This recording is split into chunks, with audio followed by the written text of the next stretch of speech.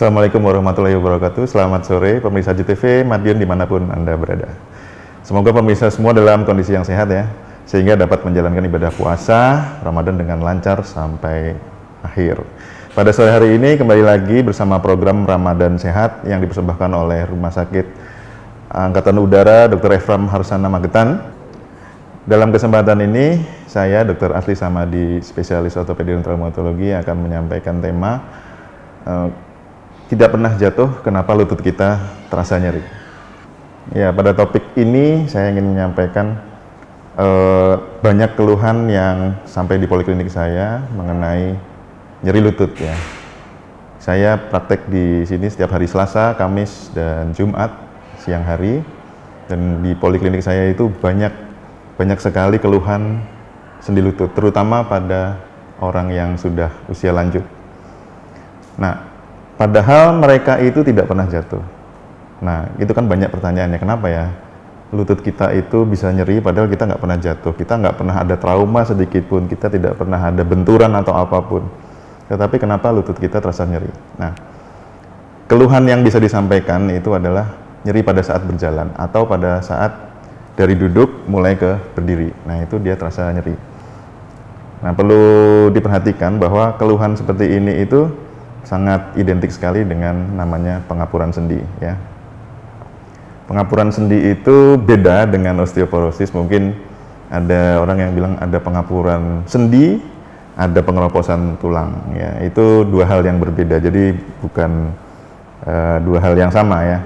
Kalau osteoporosis itu adalah pengeroposan tulang.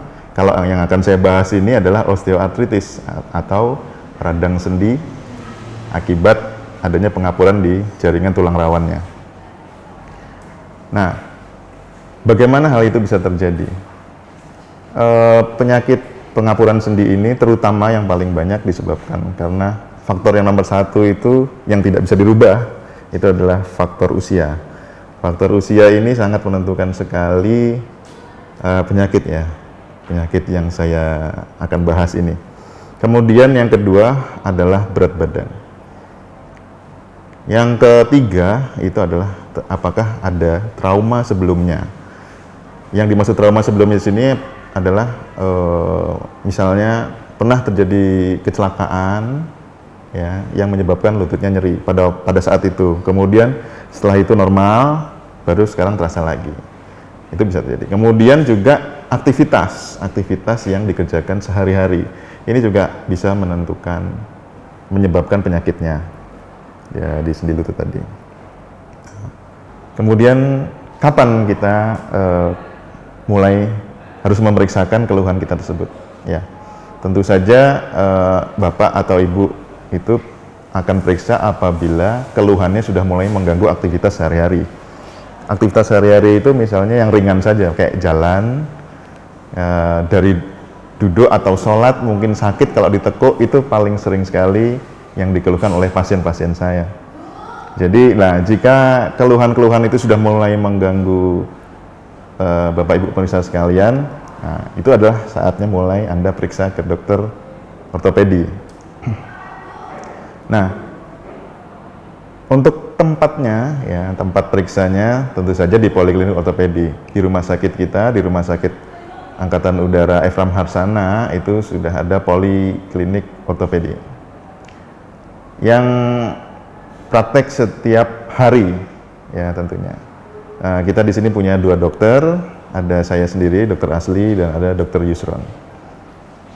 Kami berdua praktek di sini pada siang hari ya. Untuk saya pribadi prakteknya setiap Selasa, Kamis, dan Jumat. Mungkin nanti bisa dilakukan pendaftaran juga via online ya, jadi akan mempermudah para pemirsa untuk melakukan pemeriksaan. Nah, kemudian apa yang akan saya kerjakan di poliklinik? Tentu saja saya akan periksa Bapak Ibu sekalian dengan seksama. Apakah perlu pemeriksaan radiologi, foto ronsen? Ya, itu kadang diperlukan untuk mendiagnosa derajat berapa panjenengan itu sakitnya. Sehingga saya bisa menentukan pilihan pengobatan yang paling tepat untuk para pemirsa sekalian. Untuk pengobatan yang paling ringan tentu saja adalah dengan obat. Jika obat itu bisa mengembalikan aktivitas Bapak Ibu sekalian sehari-hari, maka cukup. Apabila masih kurang, maka Bapak Ibu akan kontrol di minggu berikutnya, akan saya tambahi dengan fisioterapi seperti itu, dan bisa juga dengan injeksi oli ya, yang saya sebut injeksi oli, itu akan juga mengurangi penggunaan obat-obatan Bapak Ibu sekalian. Demikian sedikit informasi atau tips seputar dunia kesehatan kali ini. Semoga pemirsa di rumah dapat mengambil hikmah dan manfaatnya. Terima kasih. Salam sehat bagi kita semua. Wassalamualaikum warahmatullahi wabarakatuh.